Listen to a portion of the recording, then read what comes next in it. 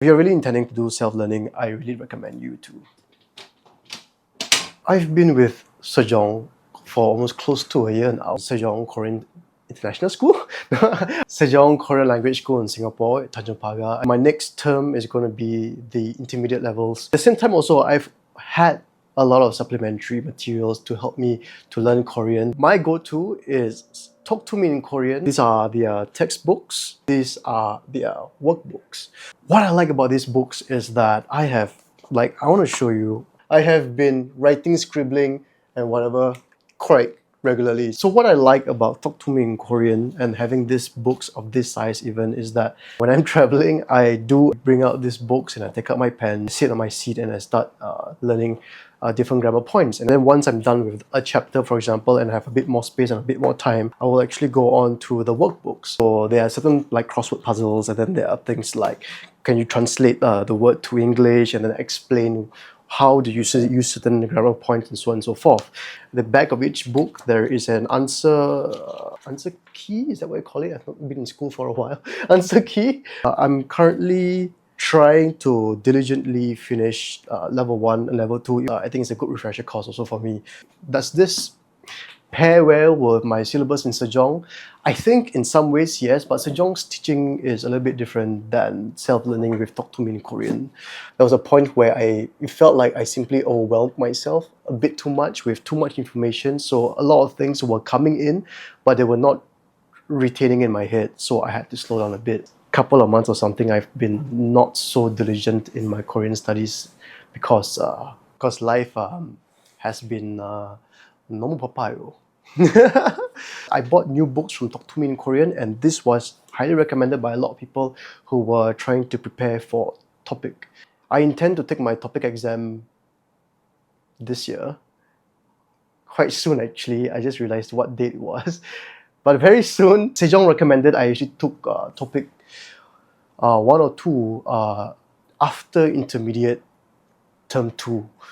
So I don't know whether I'm jumping the gun quite a bit, but I do intend to take TOPIK this year. Registrations, I think, open already. So I'm gonna go do that. The reason why I'm doing all this is because I do need adult certifications. Because I realized in this job market, oh my god, everyone's still asking for certifications despite your experience. And I'm in the creative industry. What does that mean? I do actually want some skill certificates to help me in whatever future, Who knows what I will need it for in the future, but at least I get it first. The difficult part is not knowing the vocabulary, and I do need to learn a lot of vocabulary. I need to learn at least thousands of vocabulary. Vocabulary is so important. Grammar points, relatively easy to grasp for me. Vocabulary, oh my god. Don't have the vocabulary to say things, you just don't know how to say things. The end. My weekly vocabulary, volume 1, book 1, and book 2. I've not actually opened the book yet, and you know what? I'm gonna do it now. I'm gonna make note of the date. Today is the 29th of May.